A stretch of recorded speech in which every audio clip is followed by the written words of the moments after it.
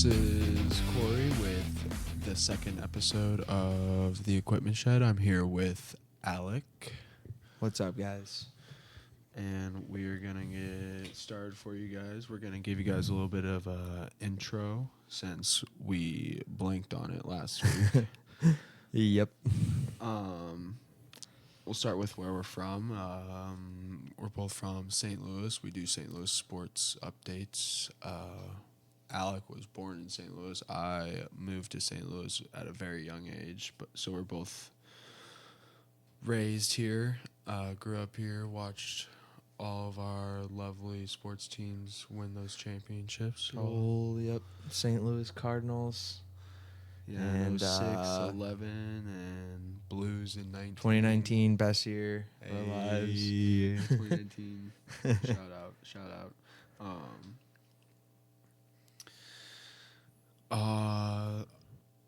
My top sport would have to be that I like to talk about is NFL. I talk about all sports though, mainly. I don't know too much about baseball and hockey, surprisingly. Those being the two main sports in St. Louis. I know a lot about the Blues and Cardinals and our everyday running of our teams, but outside of our teams, I am a fish in a barrel. Yeah, I'm obsessed with every sport, so that's how I spend most of my free time. It's the only thing you do. Yeah. Sports and gym. Yep. Yep. So we should hop into this first section of the day. Discuss the NFL draft. Yes. Thinking a little recap. It was a crazy draft. It was a pretty interesting one. I would say the top 5 picks kind of went as expected. Right, the mocks were crazy accurate. Yeah, I saw something that Peter, I can't say his last name, Peter from Good Morning Football, he got like, it was like 22, 23 of the 32 first round picks correct. I don't think where they were going he got correct necessarily, but he got that they were going to be picked in the first round, which is still insane to even call. And then... Yeah, it's just having 6 QBs taken in the first round. 6 QBs taken within the first 12 picks, right? With Bo Nix being taken at number 12 to the Denver Broncos, that would make 6 in the first 12, which is absurd. At that time, that's half of the picks taken in the draft. Right. So, that being said, we have to talk about the number 8 pick and Michael Penix Jr. Going to the Falcons. We said last week, everybody and their brother besides Michael Penix at that number 8 spot when we were talking about who could possibly be going there.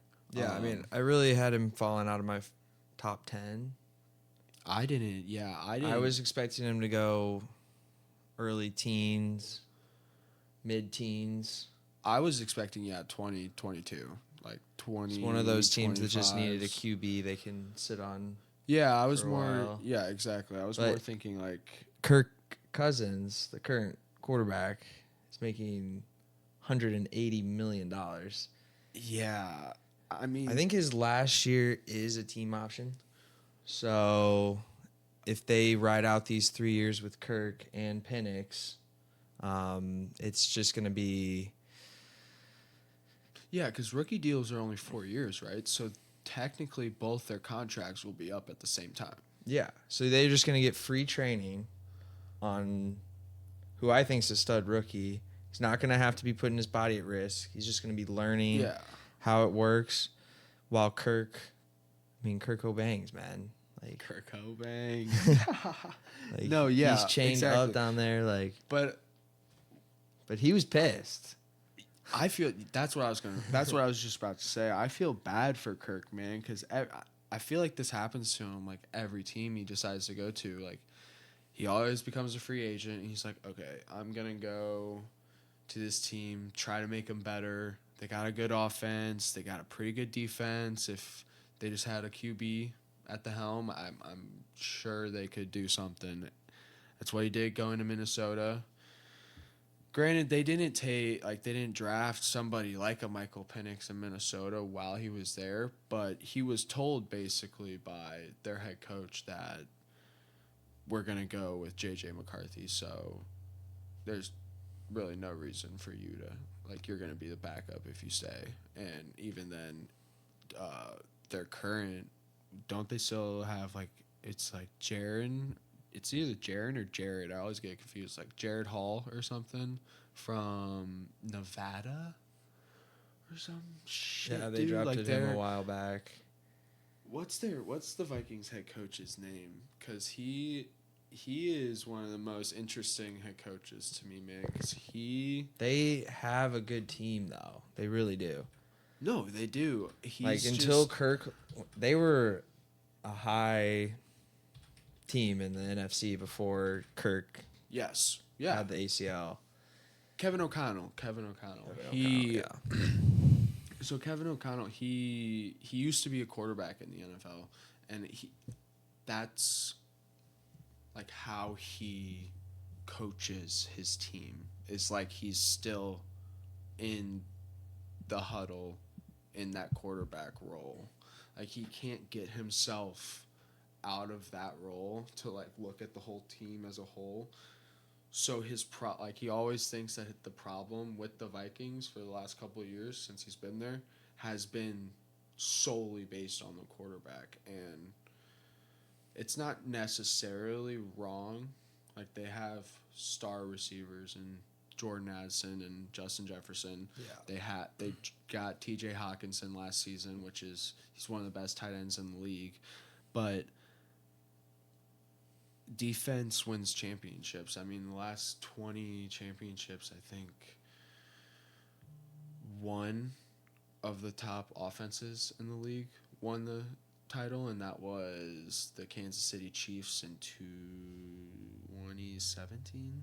I don't know when the Chiefs won. I hate the fucking Chiefs. So I don't know when they won, to be honest. But when the Chiefs won, they were the top rated offense in the NFL. Right. Out of the last 20, three or four times the top defense in the NFL has hosted the Lombardi Trophy. So, I mean, they were carried by the high-powered offense. Yeah, and then and then like you said, I mean, they've had average defenses. I mean, it seems like with this draft though, they did select Dallas Turner. Yeah.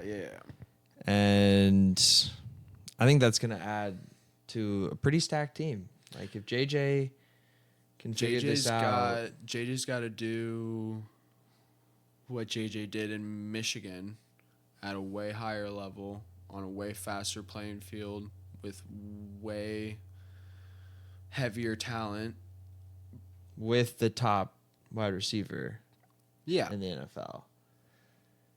I mean, Justin Jeff's going to get his, but is it going to be the difference in them? That being said, I think JJ can do it. I don't love just throwing a rookie quarterback into the heat of it like that. I think that it's very rare to find a player like CJ Stroud who just steps into that starting quarterback role in the NFL and just makes it his own, like completely dominates. There was never a doubt with CJ. It seems like he came in with the swag. Yeah. He came in with that, right. Does anyone in this draft class come in with that swag, though? Like, I don't... Caleb Williams, kind of, yeah, but is he going to prove it? is the big question. We talked about that at length. We don't have to talk about that I mean, the Daniels and Drake May hype, 2 and 3 picks, is insane. Those cities are going crazy for those guys, those fan bases. Well, The expectations are... that's what I was actually going to get into, too, is I think outside of the Vikings, if J.J. McCarthy can do what he needs to do, if J.J. McCarthy can do what he needs to do, and if Dallas Turner can have the season I'm expecting him to have, then I think they'll have the best draft when we look back on it. But while I was watching the draft, I said that New England was addressing every single problem they had. They were like meticulously trying to think about what kind of receivers to put with Drake May, what kind of offensive linemen to put with him, what kind of offensive threats to put with him, because of the kind of like quarterback style that he plays with. They're like really thinking about him and his play style instead of just get the best player on the board and put him with him and see what happens. Because Jalen Polk with Drake May, Oof. I mean, I think that could be one of the best combinations in the league moving forward. It could surprise us and be like a Stroud and Dell last year kind of deal. Right.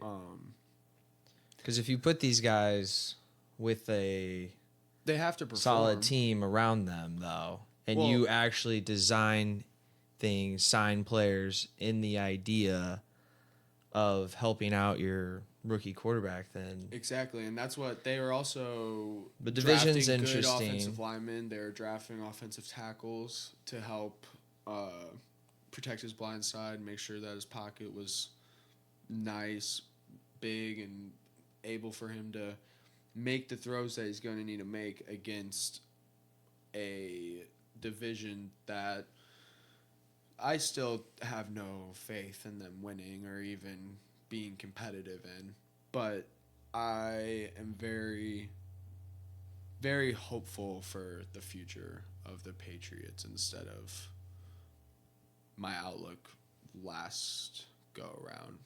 and as he's shown off, I mean, this season as he's playing, then he can get that exposure to keep building the team, because it seems like with the new coach, the rivaling what Belichick always tried building, traded away every offensive piece they've had the last 5 years before he left after Brady. Yeah, I mean the Patriots and the Vikings are kind of doing it vaguely similar in ways. They're or not Vikings, I'm sorry. The Chargers and Patriots are kind of doing it in vaguely similar ways, where they're just kind of cleaning house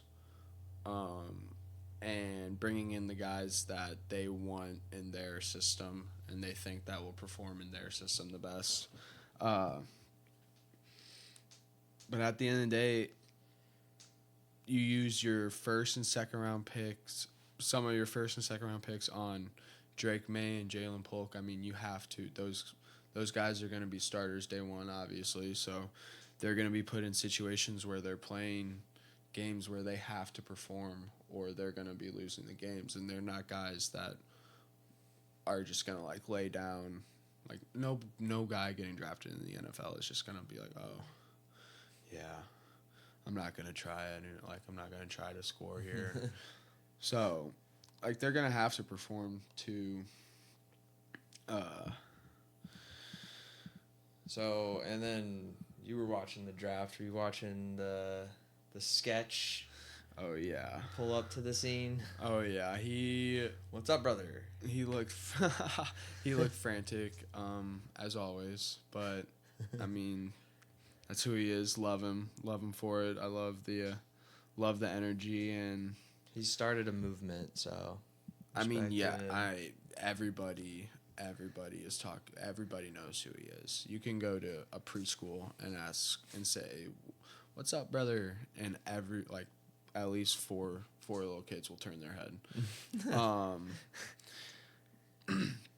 But that being said, who do you think, with announcing picks, who do you think, famous or not, like former player or not, had the best of all time announcing pick wise? You got an option?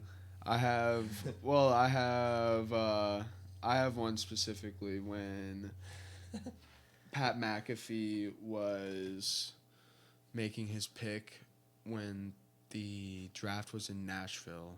I don't remember what year it was, but the draft was in Nashville, and he walks up to the podium and he starts saying, starts talking his Just talk to smack the talks Titans, the Titans. Yeah. straight to the Titans, and he says,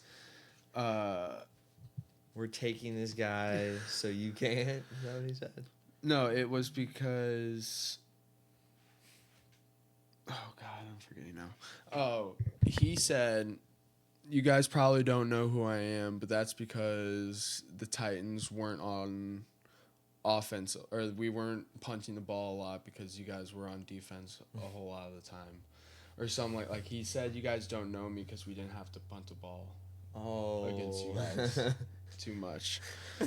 Which was probably true because Back in he the was day playing against with the Peyton Titans. and Oh, who was that? or Andrew Vanderjack? Luck. No, was he playing with Peyton? Yeah, Was he that long ago? we're gonna have to fact check that one. Yeah, I'm fact checking that. Pat McAfee. Let's see, Pat McAfee. No, but speaking of my Titans, getting J.C. Latham at 7. Oh yeah, you. I was assuming they were gonna get Joe Alt, just because I thought the Chargers were trading that pick. Thought maybe they'd go wide receiver Malik Neighbors or Rome. Who Yeah, knows? you really wanted.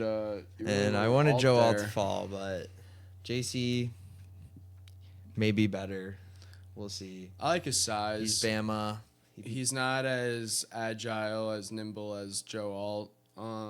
He was dealing with a crazy quarterback last season in Milrow. Runner, Yeah, pocket scrambler, and I think he'd be a good fit in Tennessee with Will at the helm. You guys are going to be passing the ball a lot. You guys have Tony, so you'll use him, but I feel like Tennessee this year is going to be kind of a pass-heavy offense with Calvin and DeAndre. You guys are definitely going to be trying to get DeAndre the ball more than he had last season. I mean, he didn't really have too big of a year last year. I feel like it wasn't. He looked good, like in the games where he did perform. Yeah, yes. But like, I feel like it's not. Quarterbacks couldn't get him the ball. No time. Yeah, exactly. He still, I feel like, has that separation and not taking as much of the wear and tear by not getting as many catches. Yeah. Well, yeah, now that Calvin is there, it's going to help him a lot by taking the number one guy off of him, like being that number one guy all the time. Now they can kind of flip-flop depending on the matchup. And this is really the year to find out if Will Levis is capable. He's capable of being the guy. I mean, he has low expectations. We had a great team with Ryan Tannehill. So, I mean, we just need him to do enough. So, I don't know. I think he'll be good. He showed a lot of promise. He went in, was it a home game, or did he go into Houston and beat the Texans last season It was in Tennessee, I'm pretty sure. It was a home game. But he beat the Texans. I don't think C.J. Stroud or Tank Dell were playing, or C.J. Stroud and Nick Collins were hurt. Like one, They held both. they L'd both. Yeah, we lost on a field goal in OT. Oh, In the one, and then got killed in the other one. and the one C.J. didn't play in, because C.J. didn't Yeah. play in one of them. 26-3 is bad. Oh, they lost. They lost Lost in in OT. OT. That's so bad. It's tough. I mean, Okay. that's going to be a great division for sure. Colts aren't falling that much. Jaguars, Dude, the they Colts have got to redeem themselves. Colts got Adone Mitchell out of Texas. Nasty. I think he was one of Texas's best receivers in the draft. I feel like him he- above Xavier Worthy, in my 100%. opinion. Better route runner, better catcher, like better high point ability. Significantly less good quarterback, though. That's going to be the problem. Xavier Worthy is going to be catching bombs. We know that. Yeah, but he had a drop problem, so we'll see how good how much better he can do in Kansas City. That's the chief way, though, Corey. Yeah, they don't really think about that. I don't No. think. They don't look into that. But No. they just led the league in drops this season. They just still see- won the bowl. That's ridiculous. well, because they led the league in no calls on holding from the left side. Right. And this draft, I was telling Corey this draft, the offensive line Oh yeah, speaking of offensive dominated. line. 55 offensive linemen taken. That is the most in the 7-round draft era. And there were 28 offensive tackles taken, which is 28. also a record, which is absurd. That is absurd. Yeah, my boys got the Browns got in on the action. Got a Zach Zinter out of Michigan. Pretty good guard. Gonna be good for our run game because we're run heavy. But Another Harbaugh trained. I mean, Beast. yeah, your guys got JC at 7. Joe Alt went at 5. Just all over the place. So yeah, I mean, during the draft, like it didn't seem like a lot of linemen were going, but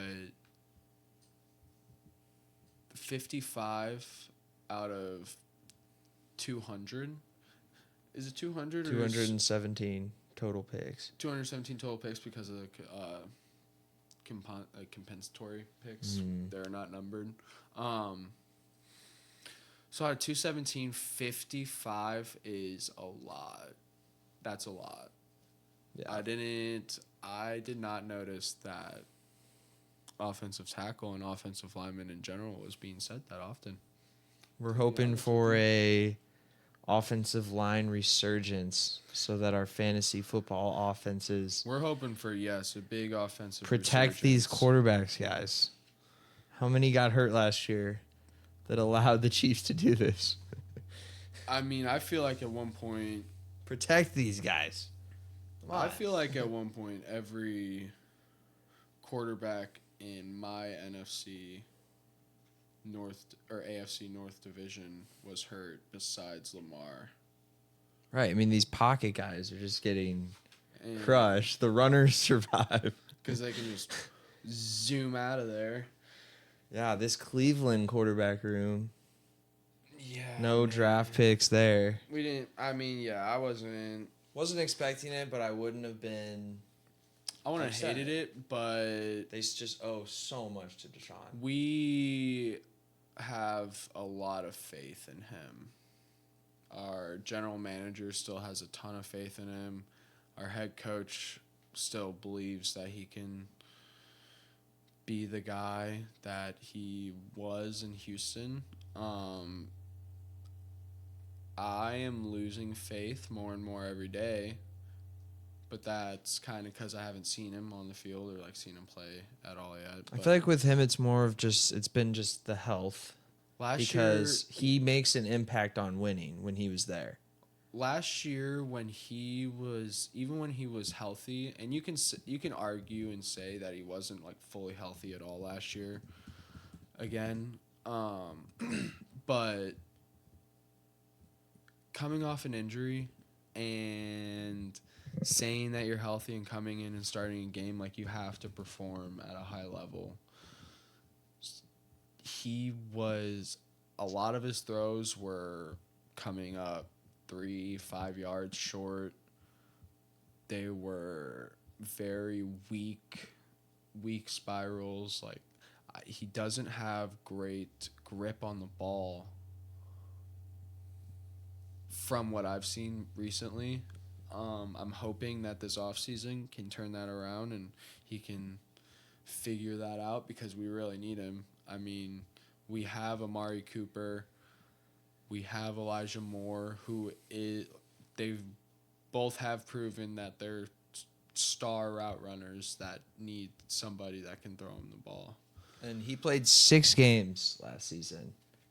Yeah. And they went 5-1. That's what I'm saying. Like, exactly. No, exactly. If he's playing, we're a dangerous team and a good team to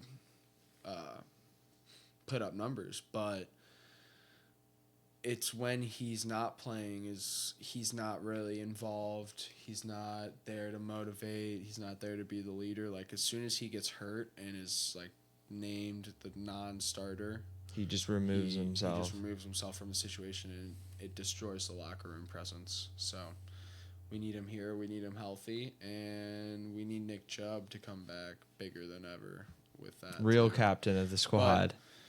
Yeah, that being said, this was the draft that ended the repayments for the Deshaun Watson trade. It was paid off in the 6th round by Houston. They picked, I think, a linebacker. Don't remember who. But it was a big deal for us Browns fans. We finally paid off the massive trade. The massive trade for the man that's played... The 5-year, $280 million. Yeah, the man that's played 12 games since getting that deal. He has 14 Browns touchdowns in 2 seasons. In 12 games, that's not bad, man. Or 18 games or something, I think, something 12, like that. 12, you're right. Yeah. So, that's not bad. I'm excited. But speaking of that, keeping on the draft, who do you think,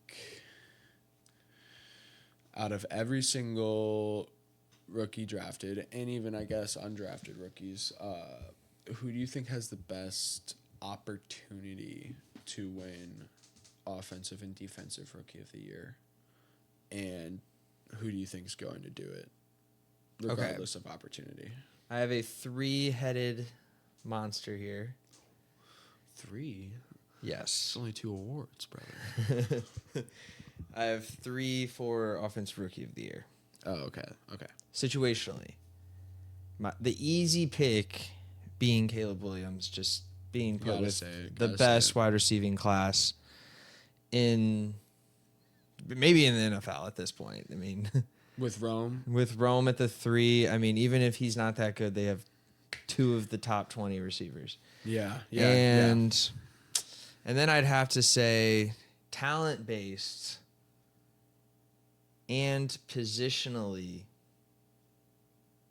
Jaden Daniels, because I think Washington, they could win 7 games this season. I like that. I see a Cowboy potential fall off, and I see an Eagles potential not as dominant start to season. Wow. Because without Jason Kelce, that O-line. So, with that being said, if Jaden Daniels can win 7 games, stay healthy, I think he's a big opportunity there. And then my third would have to be the Bills getting Keon Coleman. Because Your dark horse? the dark horse, Wow. probably not offensive rookie of the year just because that's a quarterback award. But I think that Now it is, yeah, unfortunately. it's I don't think it unfortunately a should be. quarterback. I mean, this season, Puka Nacua was the best rookie. He was nasty. Yeah, and CJ still won it, right? CJ won it. Yeah. Okay. Yeah. And I it's think gonna that be a quarterback. he can have one of those seasons with Josh Allen. You think Keon could have a season like Puka had with the Rams last year, or even For better? sure. I think he fell, and I think the Bills made the right choice trading down to get him because you got value later round, and you also – I just think that he's just physically a beast. Yeah. No, I love the pick. I loved that.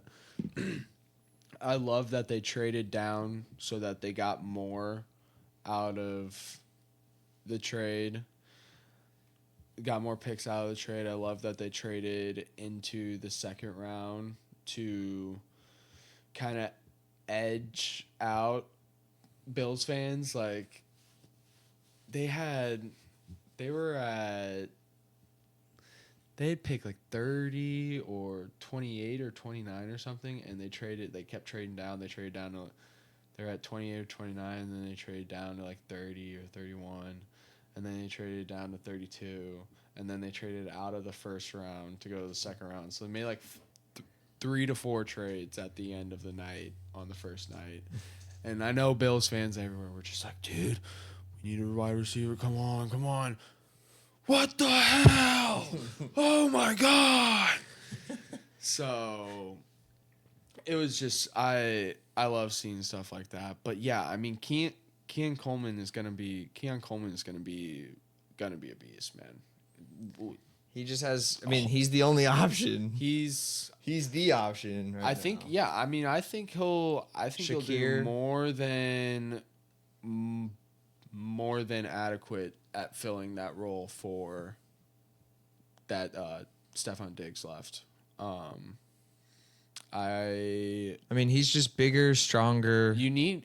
I feel like he's a perfect guy for the Bills just because you need guys that are gonna be like, you need receivers that can almost block like tight ends like all the way down the field, because Josh Allen is gonna still run the ball all the time. Like you're never gonna get that. That's why Stephon ended up leaving at the end of it all, because he knows that at the end of the day that offense is Josh Allen.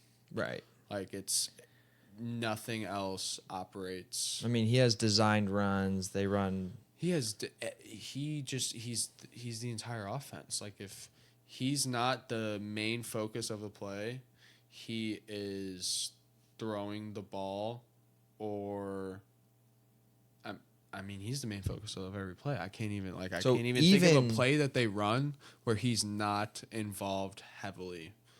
Even runs with James Cook, he's still taking 3 steps to the right and tossing the ball. So like I don't know. I think that you need guys like a Keon Coleman, where it's like they're not necessarily stars like Rome Odunze or like even Roman Wilson, or like guys like that. Like I think Roman Wilson would have been kind of a good fit too, because he's kind of that system kind of guy too, where he's not gonna get all testy if he's not getting the ball too much, you know. Right. He can understand he can be a role receiver. Exactly. Yeah, right. Exactly. And that's exactly what the Bills need. So that's my dark horse offensive offensive rookie of the year. Okay. And I like then that. Defensive, I'm going to have to go with this lad, Cooper DeJean. Oh. Out of Iowa. Didn't allow a touchdown last season. Take for that what you will. Interesting. They also had a punter drafted by the Chicago Bears who punted the ball Gotta shout him out. 91 times. 91.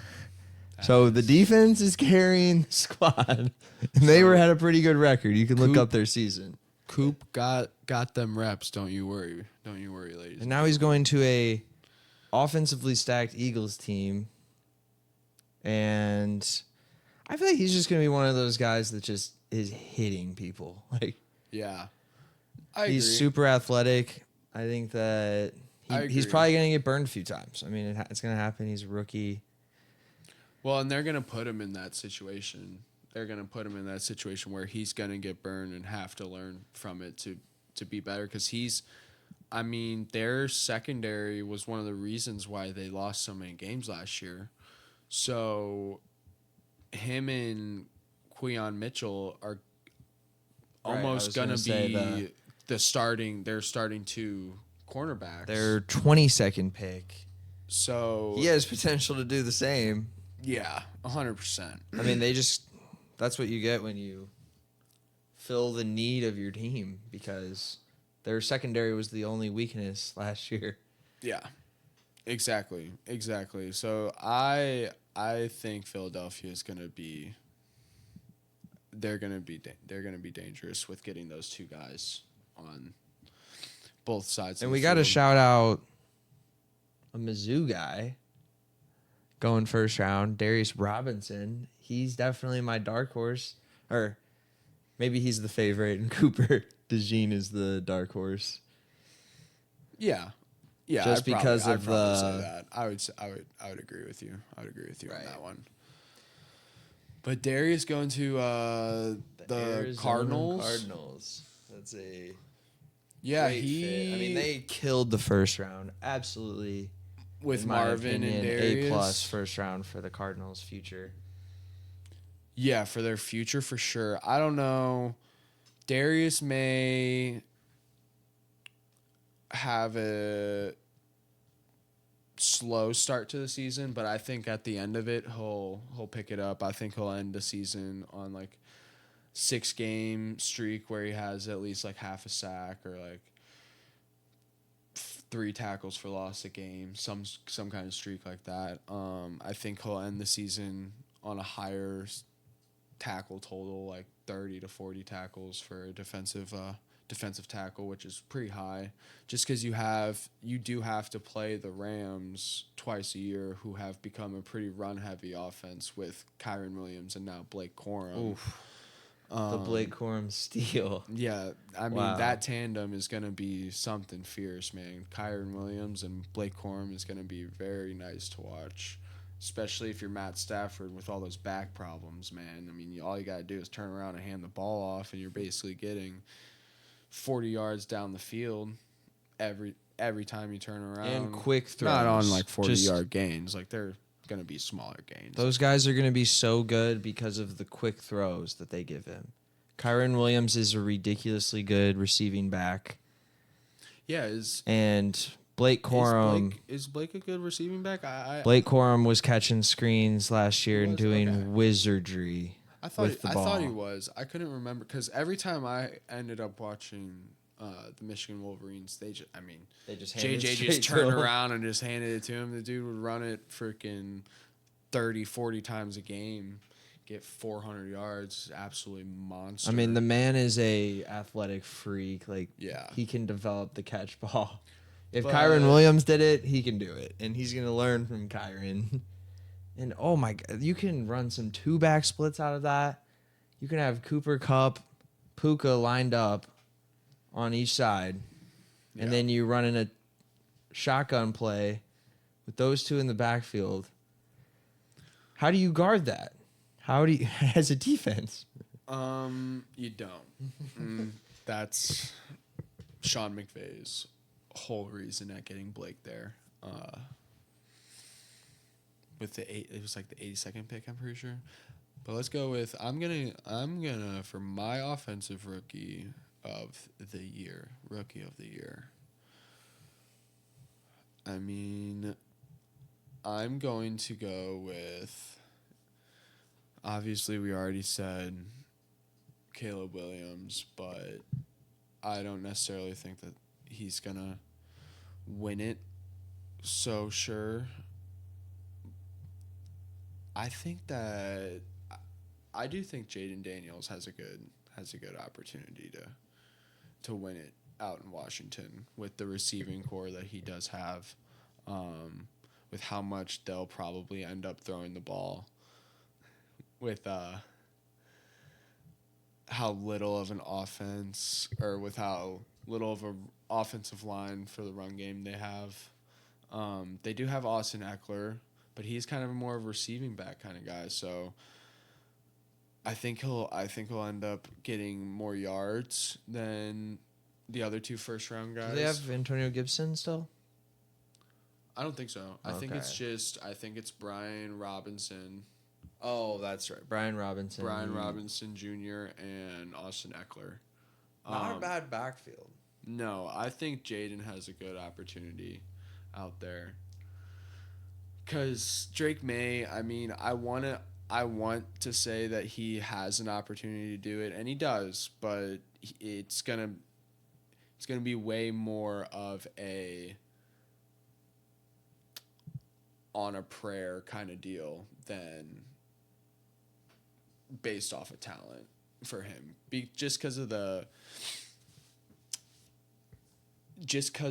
division he's in, really. Like, he's got to go up against Miami's front seven twice a year, and then against the whole division. And then against the Jets. He has to go to Buffalo with a twice a year. 3-foot snowfield. And then, he's got to go into Buffalo at least once a year.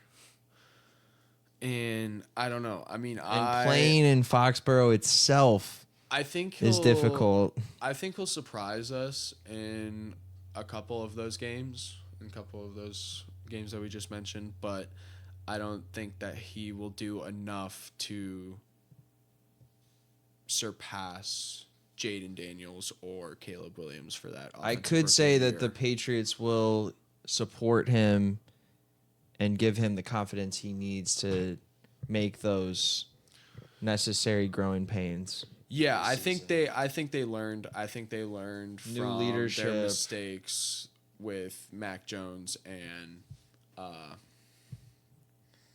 Bailey Zappi. Because that's tough for any team when you lose a dynasty. The dynasty ends. Readjusting as ownership as GM to not winning is brutal. You have to accept that you're not, because we felt that St. Louis Rams fans gonna win every game. We should have had a dynasty if it weren't for 0-2. If it weren't for and then we Patriots. Were horrible, and we just watched the team fall apart, and then leave us to Los Angeles. Yeah. So it's tough. It's tough to bounce back from that. I mean, obviously 6 championships versus 1, but greatest show. It could be 5 versus show 2, on turf, though. Based upon the greatest show on turf getting greatest show on turf, though. But no, if I were to give a dark horse for offensive rookie of the year, since we said it's a quarterback award, a quarterback's gonna win that regardless. But if I were to say who I want to win it, or who I think could win it, I think Marvin Harrison could truly win the award this year, and make it a non-quarterback award. He's going to be so hard to resist. He is. In fantasy football, betting, whatever it is. He's going to be the number one fantasy. I love this dude already. Yeah, he's number one fantasy off the board. The hype. Hands down. The utter hype. He's going to fulfill it, man. Yeah. His dad is too good. Yeah, I think... And his tape is too good. I think that he'll come in with the confidence that he needs to come in with, knowing the kind of room that the Cardinals have in Arizona at the moment. They're not too heavy in their wide receivers or anything, and he is gonna be... Yeah, he's gonna be... Fitzgerald comparison? Yeah, no, I see that. This one says Randy Moss type downfield threat. Oh. So these are a lot of like big hype name comparisons for Cardinals fans right now, for sure. I think he has a chance to fulfill it if Kyler can stay healthy. I mean, that's really the key for Marvin Harrison to have a good rookie season and win that Rookie of the Year is Kyler Murray has to stay healthy and be on the field for every game this season. If that can happen, 17, man. Yeah, if that can happen, then Marvin Harrison will break the rookie receiving record. I could guarantee it almost. I really have high hopes for that team. I have high hopes. The 49ers scare me, but other than that, everybody else in that division kind of just is a toss-up. Like, the Seahawks are going to be bad, I think. I don't think they really are putting too much effort into trying to have a chance this season. But I think the Cardinals and Rams are going to kind of be like how the Bucks and like the Texans and the Titans and the Colts were all at the end of last season. The Bucks and the Falcons, that's what I was thinking of. Like how they all kind of were at the end of last season, like 8-9 win totals. Inconsistent but flashy.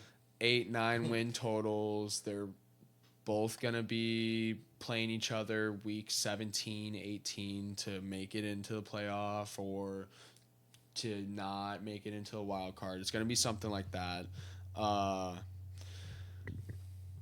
But that division, like those two teams, the Cardinals and the Rams, I mean, with their drafts and with their teams, I am more hopeful for them than, anything the Panthers did this draft. Their South Carolina, their only pick in the first round was Xavier Leggett out of South Carolina. Leggett.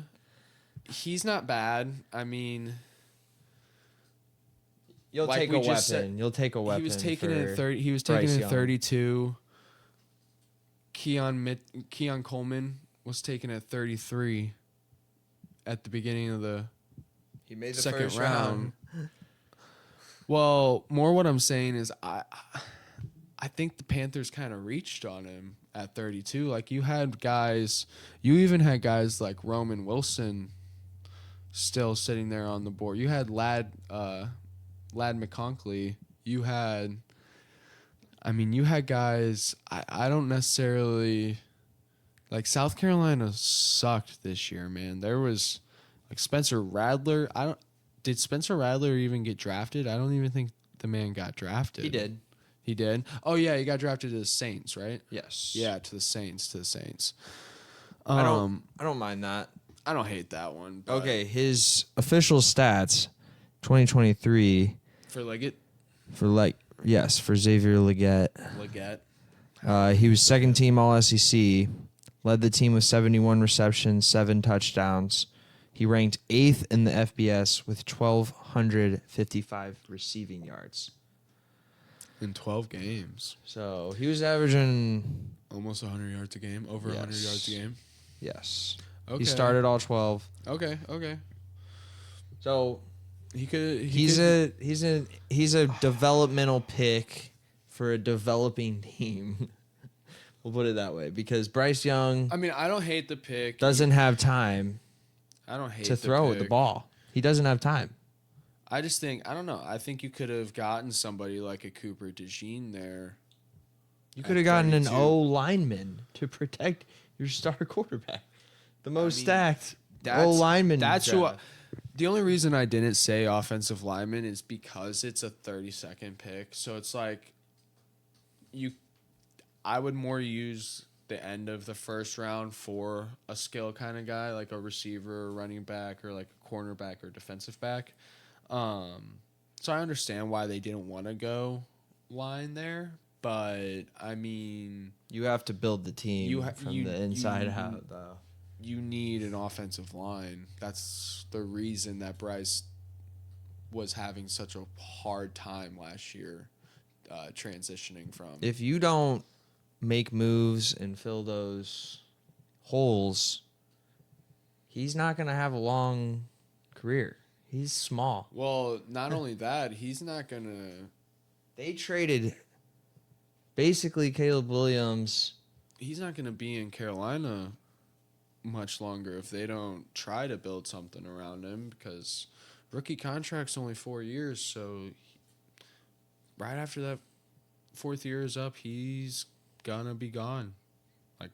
And you just wasted that. You essentially gave up overall pick for what? You gave up a first overall pick to the Bears, who took Caleb Williams. And they also got DJ Moore, who led the Bears in offensive passing, is about to have a career season.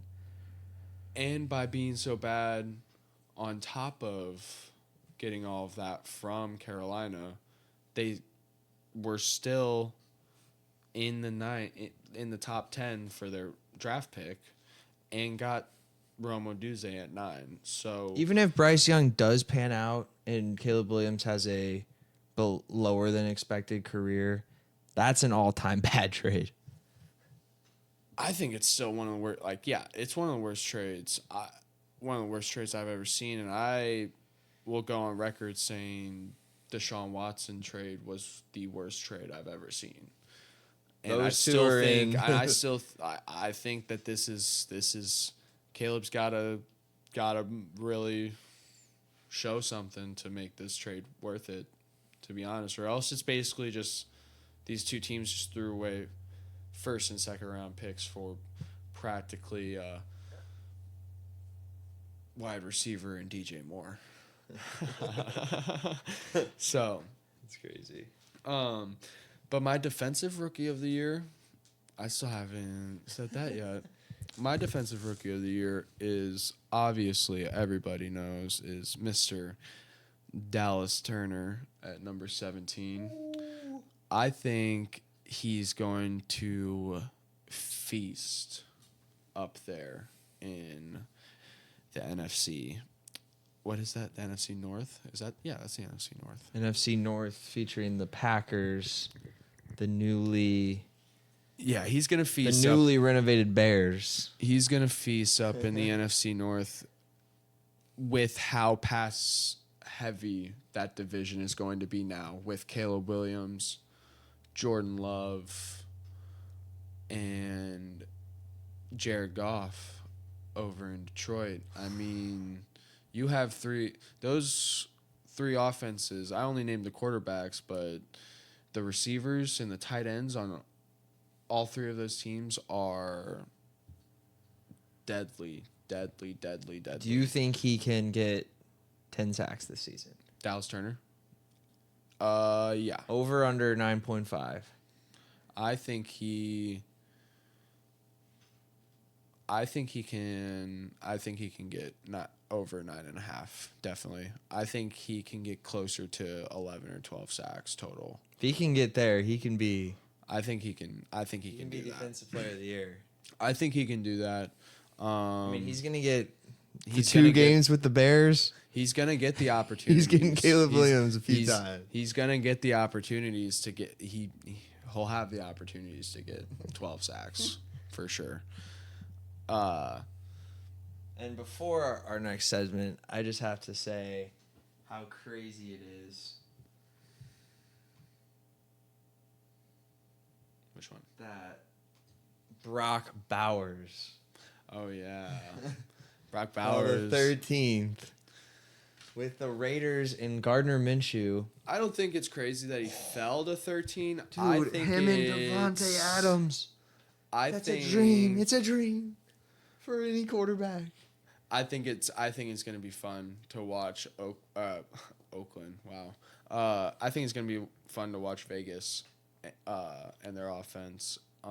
He was my third, in my opinion, the third most currently NFL ready wide player receivers or wide receiver. / just ball catchers in this draft, behind Marvin Harrison and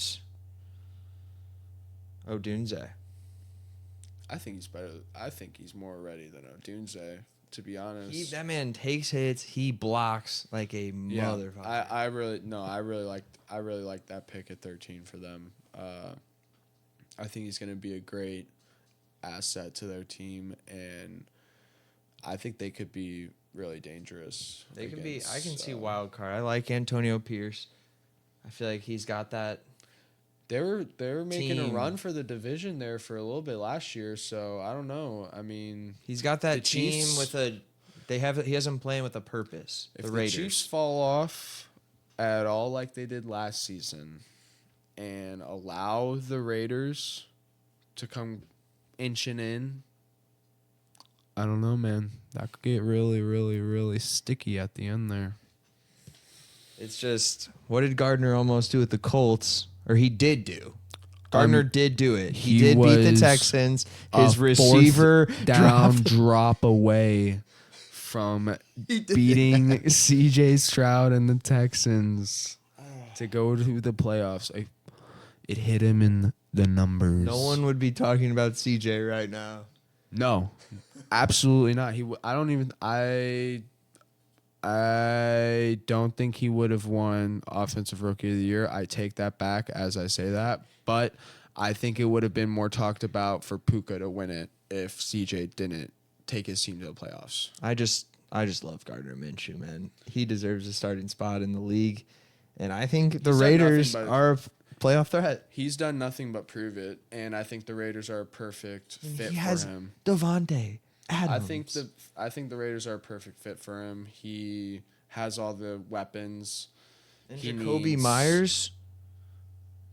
He's pretty. I like Jacoby a lot. He's pretty nice. They don't still have Josh Jacobs. He went to the Packers, didn't he? Yes, Josh Jacobs is a Packer. Who's there? So who's their starting running back now? Out in LA, out in LV. Amir Abdullah. Oh God.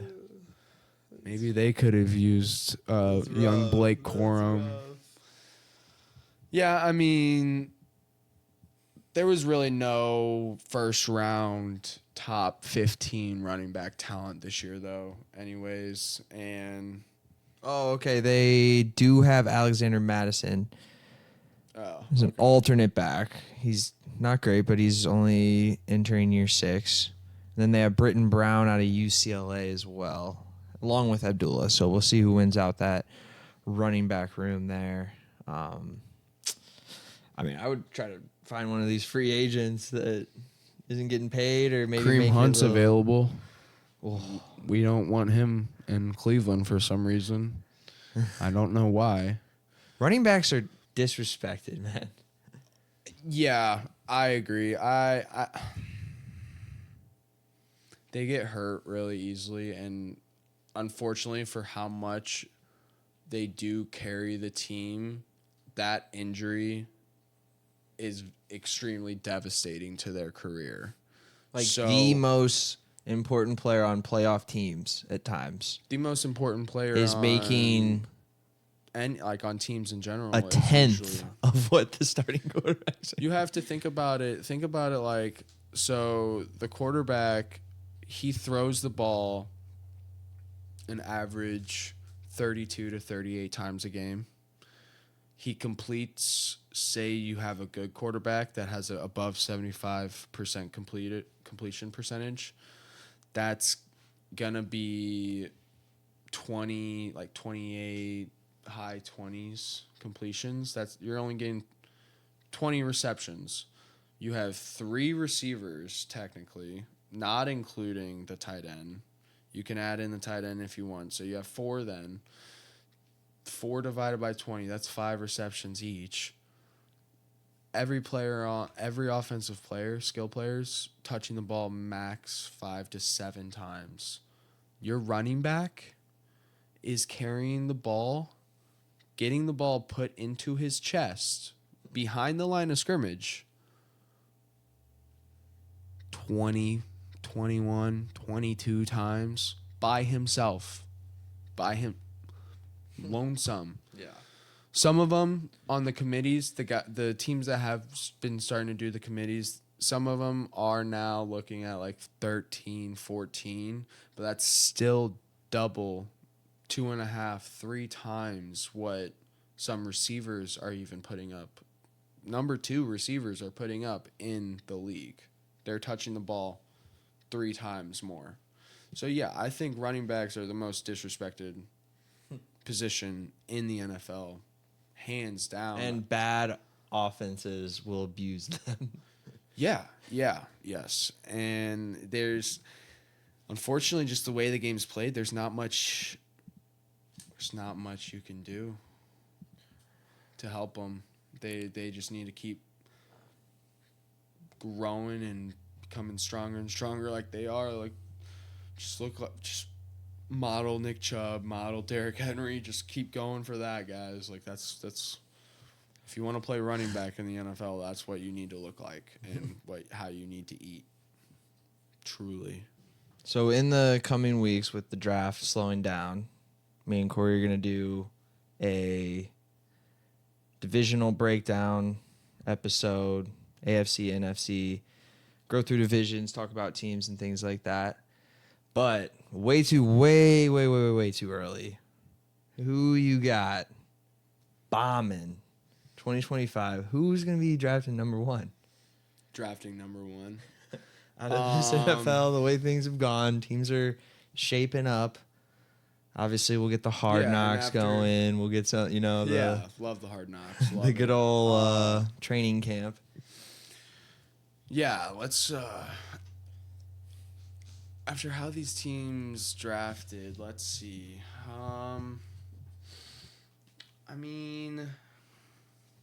This is also the way too early, assuming QBs are healthy, because there's a lot of guys that get hurt and they're getting the first pick. Yeah, your team ends up losing every game.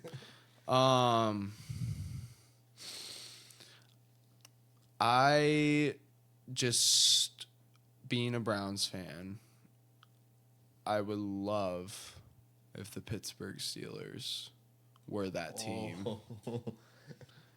That would be amazing. I could see it happening for sure. TJ Watt will let that happen. But exactly, their defense, like, that's the problem with the AFC North, is all 4 of their defenses are just so stellar that they're not going to allow their teams to. Every organization in this division is just running it right, man. I think so. I think they've done it to a degree where they know how to win and how to produce winning seasons, but maybe not playoff wins and playoff success necessarily. But moving on from them, that's your AFC. Give me an NFC here. An NFC that could be competing with the Steelers. Let's see.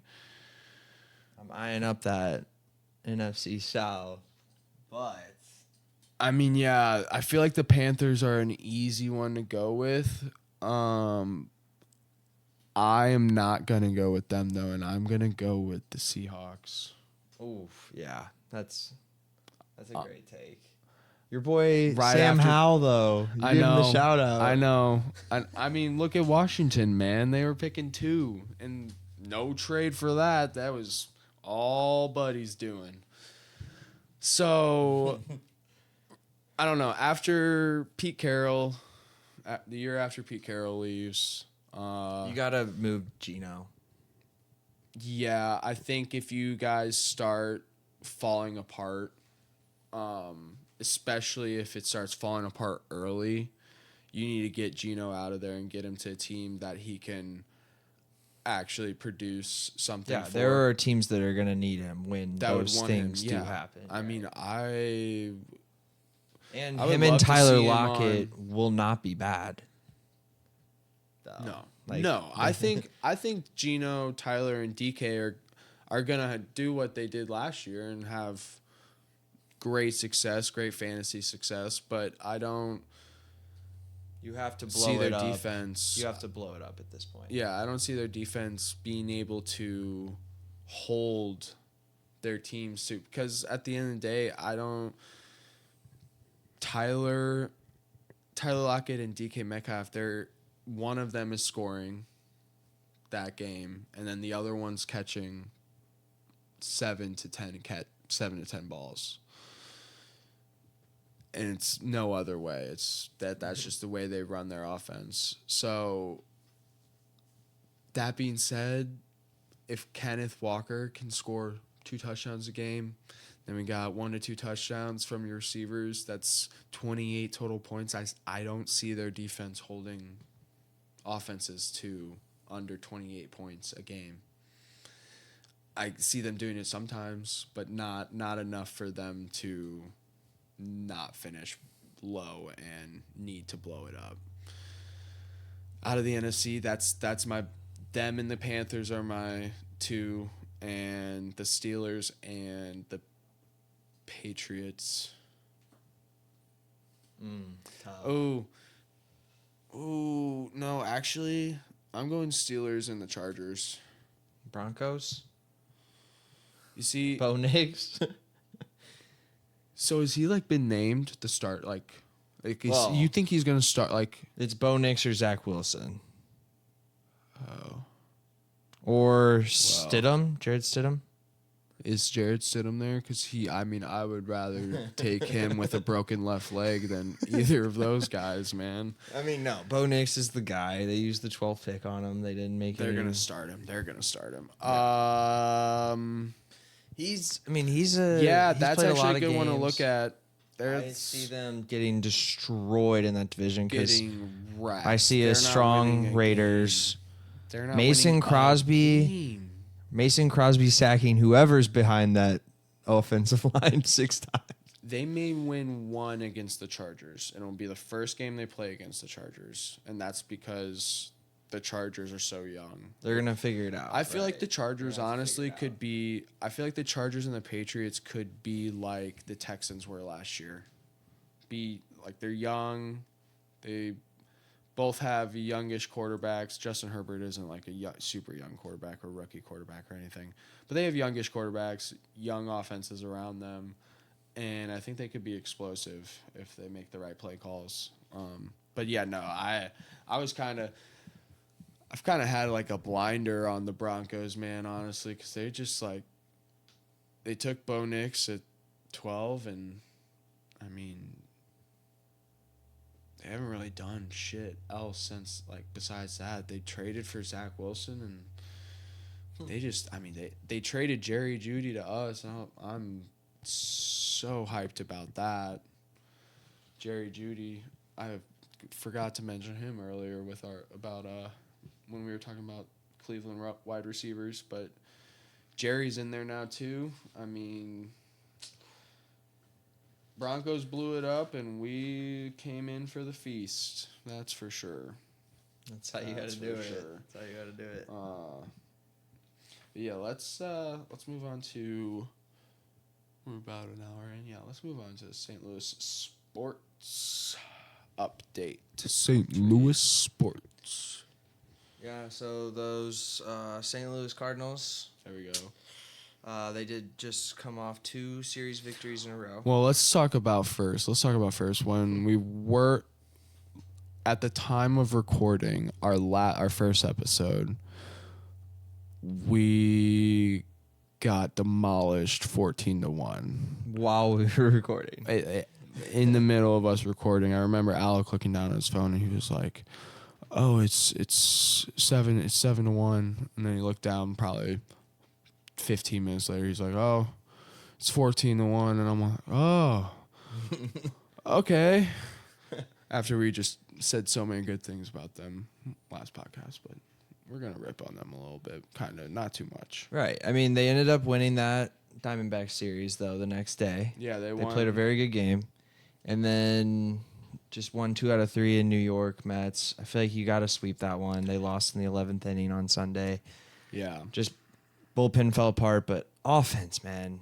You put up 7, you score 1, you score 4. Just no consistency.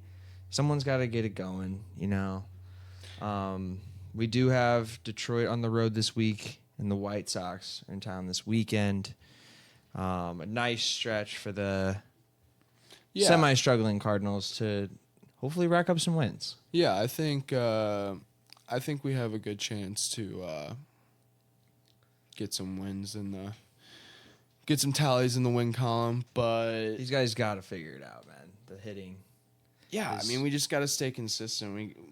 In that span that you were just talking about, we were outscoring our opponents. We outscored our opponents 18-11,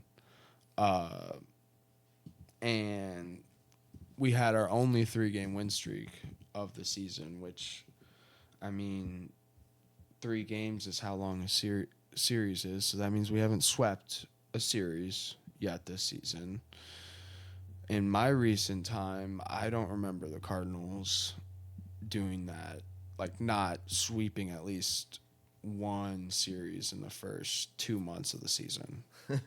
Like I don't remember. I don't remember. So I don't know. I think it looks positive. I don't want to get too like blinded by We're currently the roses in 5th place, trailing the Chicago Cubs by 4.5 games. Early on. Okay. This week, big week. I mean, it's such a long season. Yeah, I mean, it's all about consistency. And is this team built? We'll see. But it's not built to last. It's hard to have the faith. I don't think so. I hope so, but I really don't know. I think these guys, they do have players that can heat up. Like, you get a Nootbaar hot. Goldie's been highly underperforming. Nolan's been playing okay. Wilson Contreras is playing very well. Herrera. Nolan Arenado with the highest streak in the MLB of games to reach base. To reach base. Okay. 26 games, Nolan? sitting at first in the major leagues. Nice. I mean, yeah. I mean, we have stars, man. We have guys that can carry our teams for long stretches when we need it.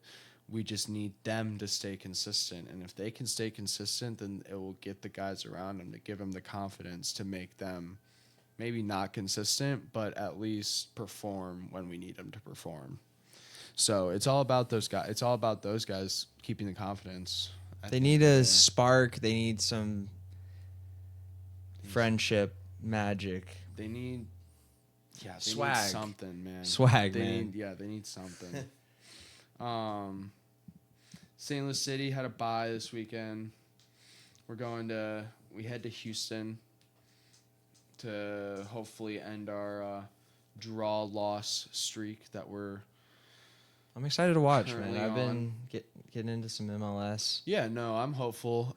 Klaus has been, like, the last couple games, Klaus has come back looking a lot better, like way more pep in his step, way more energy on the field, not like moping around, walking around as much.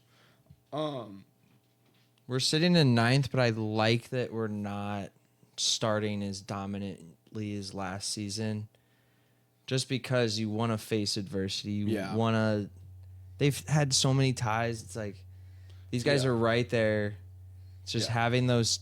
Sometimes having those tough losses prepares you more for the long haul than last season when they finished first place. We're beating teams that some crazy games. Yeah, no, 100%. 100%. Then they got destroyed in the playoffs. 100%, dude. Because not playing through adversity or not playing playing so above teams during the regular season puts you almost on this pedestal that we've seen it goes true in every sport, that if you go in to your opponent and play at their level, then you're automatically putting yourself at a disadvantage. So by destroying and dominating every game we did in the regular season last year, we go into the postseason just expecting these teams to play the exact same way that they did in the regular season, and we come in flat-footed and get caught on our heels and lose in 2 games. So, I mean, it's not surprising that we lost so quickly last year. I kind of expected it, honestly, because of how hot we were all season.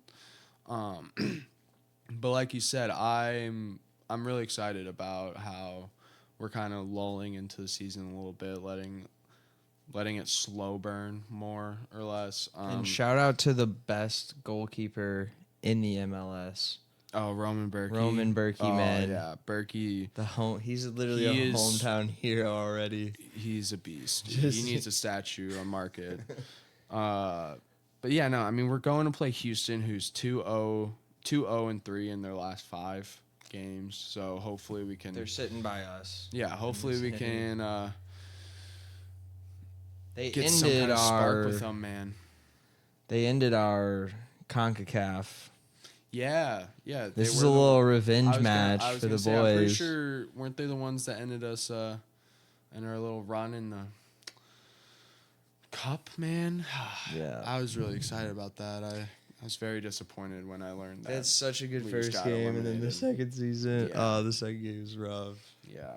But then what about those St. Louis Battlehawks? Yeah, brother. Scorching DC defenders who, very false name. Those guys weren't playing any defense. Yeah, 45 points. Their secondary, I don't know how they've been all season, but they looked like the worst. They look like the worst secondary in any professional football sport I've ever watched. I mean, Hakeem Butler was making them all look like little kids playing flag football. Hakeem went for 6 receptions, 147 yards, and 2 touchdowns. One of those touchdowns being an 80-yard reception. He caught over 2 defenders draped on his back. Just decides to, I'm just going to push them off like they're children. And then runs another 30, 40 yards, gets a touchdown. So, I mean, just a great performance from Big AJ. Oh, yeah. The 33-year-old quarterback. It was a great performance. Beautiful Alabama. Around. Yeah, it was a great performance all around, man. F being an NFL backup quarterback, I want to carry the best team in the XFL. I was thinking about it. I don't necessarily hate that because, that gets them to go, train with NFL trainers, get those practice reps in, kind of stay loose for the UFL season. And if Browning got hurt last year, he was the guy. Yeah, exactly. So AJ had a great game. He went for 213 yards, 2 touchdowns with a QBR of 115.5. I mean, he's putting up another MVP season. I mean, it's going to be if he keeps performing the way he is, it's going to be undisputed at the end of the season. We won it this year because we're that team. Well, this is our league, dude. Yeah, I mean, we're hosting the XFL championship. We're selling out the most. We got the most fans. The DC Defenders they were one of the favorites last year to win it. They didn't win it. They went to the championship and lost. But they were one of the favorites to win it all year last year. They were one of the favorites going into the season. They were 3-1, or I think maybe 2-2. I think they were 2-2. But they were still talked about having a chance against us and being able to put up a game against us, and we just went in there and absolutely put our foot on their throats and ended that game. Defense, beautiful performance. Completely. Yeah, our defense locked them up. Jordan Teamu threw for 120 yards, threw a single touchdown. And our backup quarterback came into the game at the end of the game and had a 5 to 10 yard rushing touchdown. Both of our that running backs that made that backup QB in the UFL's day, man. Entire year, man. Life. Sailors and Gallman, both our running backs, scored rushing touchdowns as well. So I mean, it was a dominant performance. Like, it's exactly what I expect from the Battlehawks every time they go out and touch the field at this point. And if they do anything less than what they did this past Sunday, then they're performing under expectations, 100%. So this UFL, this next Battlehawks game, it's going to be back in the Lou. Yeah. Back in St. Louis on Saturday.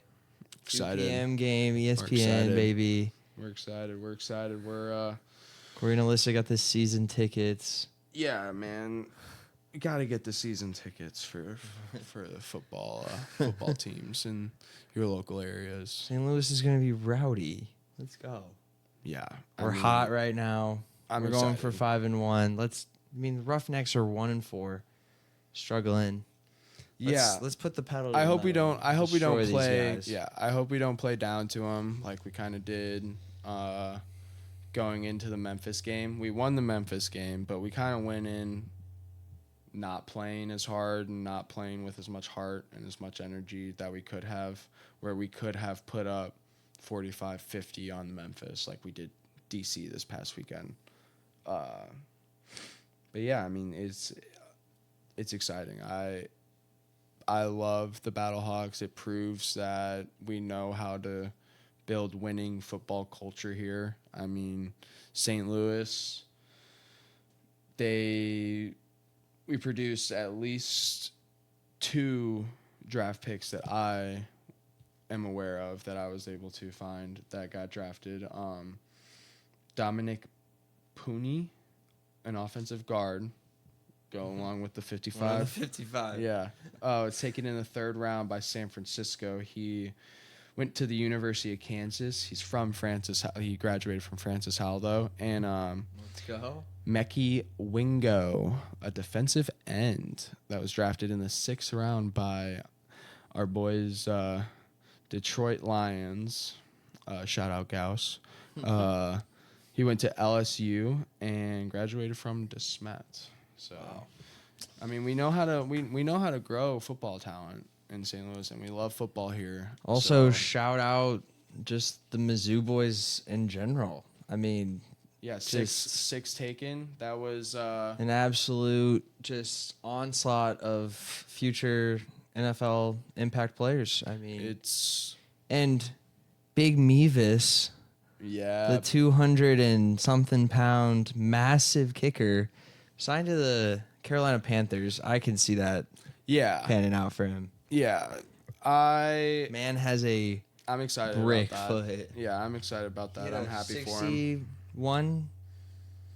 60-yarder? I think it was 62. 62-yarder. I think it was 62 because 63 is college is the entire FBS record. He hit the SEC record. But yeah, Mizzou had 6 draft picks. Darius Robinson, as we've talked about. 61 yards, correction. Okay, 61 yards. 61 yards. Darius Robinson went in the 1st round to Arizona. Enos Rakestraw Jr. went in the 2nd round to Detroit. Tyron Hopper went in the 3rd round to Green Bay. Javon Foster, offensive tackle, went in the 4th to Jacksonville. Oof. Chris Abrams-Drain, cornerback, went in the 5th to Denver. And Jalen Carlisle's safety went in the 5th to Indianapolis. And also another one that got signed. Big Cody. Cody got signed to San Francisco, learning behind, getting mentorship behind Christian McCaffrey is going to be huge for. I mean, if he's a 3rd or 4th string, even this is the best thing being in for the that same man, because being in the same running back room as Christian McCaffrey is going to be huge. The way we see Cody now to where he's going to be after working out with McCaffrey and the freak of nature that is McCaffrey and whatever diet, I'm doing it exactly what that man does. Yeah, I mean, I'm excited. I'm excited to see what they can do and they can build And with Cody him. Schrader was so good, not because of athletic talents, not because of Because of really the work. running skill. I mean, he just put worked in the harder. work, and he worked just, harder than anybody on the he field. wanted yards. Yeah. And that can work, That is especially an NFL with running back. At Chase its going finest. behind Trent Williams. That is the quintessential NFL running back. And going to a coach who is notorious for having run schemes designed for any running back he throws back there, obviously, as McCaffrey. Yeah. But, I mean, he's going to be on the field making plays because of how Kyle Shanahan is. Yeah, I mean, he over the loves course. using his running backs in any way possible. It doesn't matter if you're first, second, third, or fourth string. He's going to put you on the field at some point. Great coach Kyle Shanahan. Just Terrible dad. we'll have a Brock Purdy discussion another day. Oh. Yeah. Hey, apparently, have you seen pictures of Brock recently, dude?